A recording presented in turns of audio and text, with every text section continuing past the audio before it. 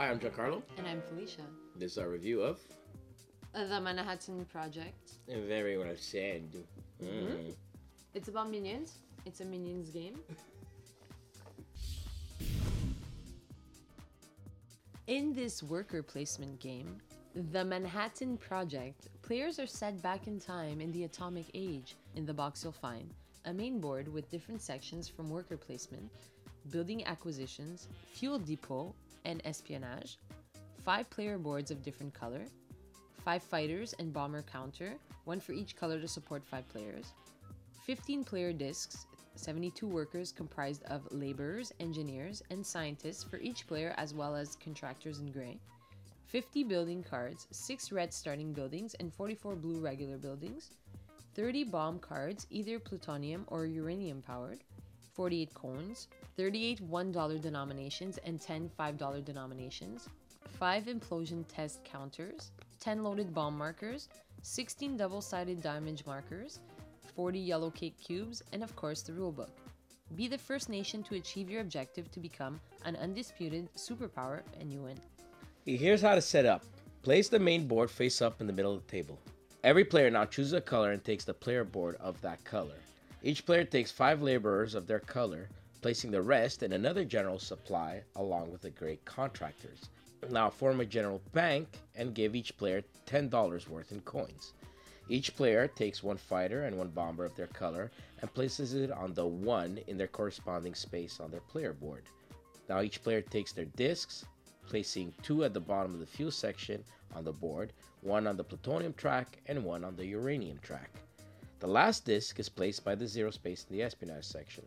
Prepare the building market by shuffling the red start building cards and placing them face up on the main board from left to right in the top area. Shuffle the blue building cards, placing them face down to form the building deck. Now reveal the top card and place it on the remaining space in the building area. Shuffle the bomb cards and reveal a number of them equal to the number of players plus 1 and place them at the bottom of the main board. Place the remaining cards face down to form the bomb deck. Place the implosion test counters according to how many players you are. Now determine who the first player will be. Each other player in clockwise order will receive a bonus. $2 for the second player, $4 for the third, $2 and an engineer or scientist for the fourth. You're now ready to build weapons of mass destruction. Player turns consists of only 2 available options, place workers or retrieve workers. The place workers option allows you in this order to place 1 worker on the main board and then any number of available workers you have. Players are allowed to place any 1 worker on any space that's not already taken by another worker, and they need to adhere to the requirement and/or cost of said space. This will be denoted on the space itself, while the bottom of the space will be the output or reward that you'll receive from placing the worker there. Now let's look at the main board for possible actions. The first one, construction, will allow you to build a building. This is the only place on the board where multiple workers can be placed. The cost of the building you're purchasing will be listed on the top of it. Note that the first 2 can be acquired by either paying the cost or by simply using an engineer during placement to get it for free. The last 3 buildings also have the red money bribe symbol. This means that when purchasing the building, $1 from the bank supply will be placed in the bribe pile, the space that's shown as an ashtray. Whenever a player buys the first building, they'll also take the money in the bribe pile. When a building is bought, simply slide the building from right to left, filling in the space and revealing the next from the building deck. Factories are where you generate air superiority or much needed money. When placing a worker on the aircraft section, you'll either get 2 fighters or bombers. Simply move the respective token up on your player board for a maximum of 10. When generating money in the factories, don't forget to place $1 from the bank to the bribe pile. You'll also notice in the output area an icon denoting circular arrows. This simply means the other players will receive the amount indicated. This icon will also be found on mines or repair area in which they can use the action as well. Mines will give you yellow cake cubes as an output. Universities will provide workers for you. Should you already have your maximum of the given type in your reserve, take the appropriate worker as a contractor, the gray ones from the general supply. Airstrike space allows you to send your fighters and bombers over to other players to wreak havoc. When you place a worker here, you'll first send in a number of fighters to any number of players.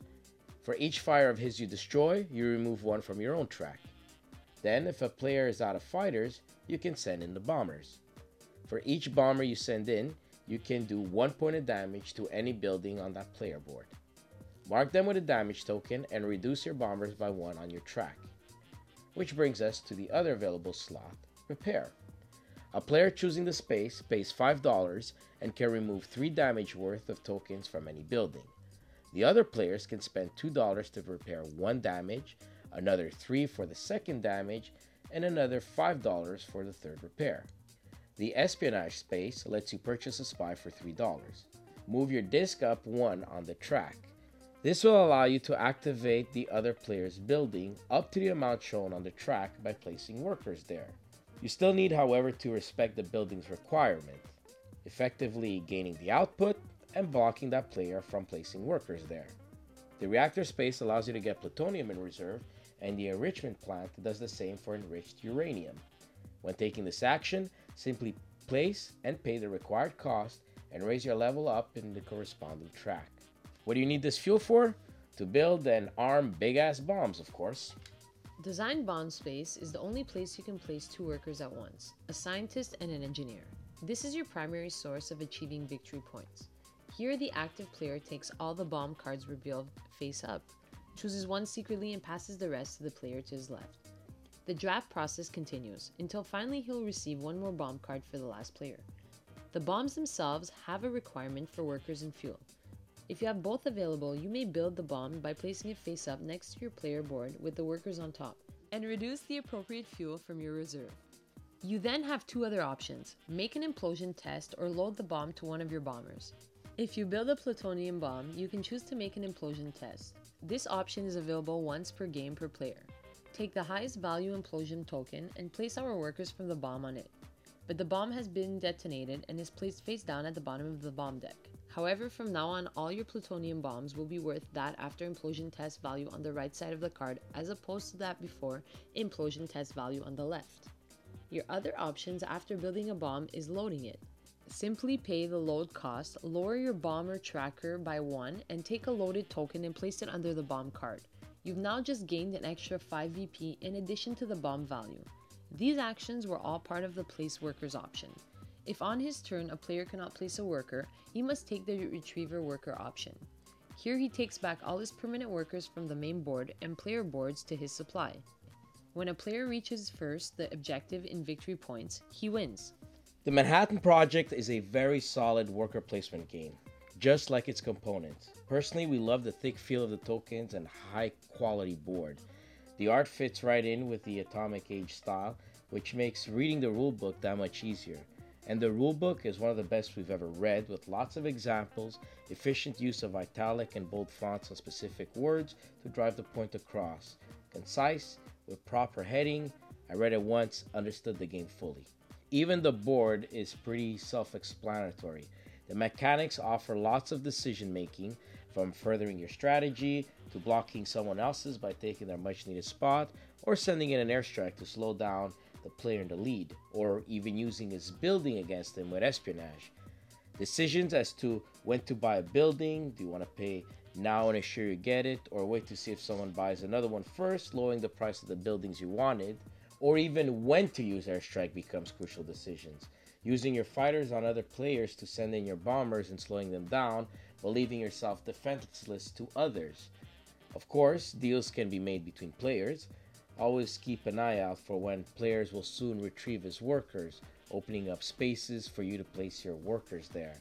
You really get the feel of the race as the pace starts off slow and speeds up as more workers allow you to do more actions, increasing your bomb productions.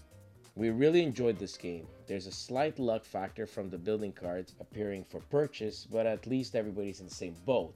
Regardless, we still love the Manhattan Project, and we're giving it a solid 9 shockwaves out of 10.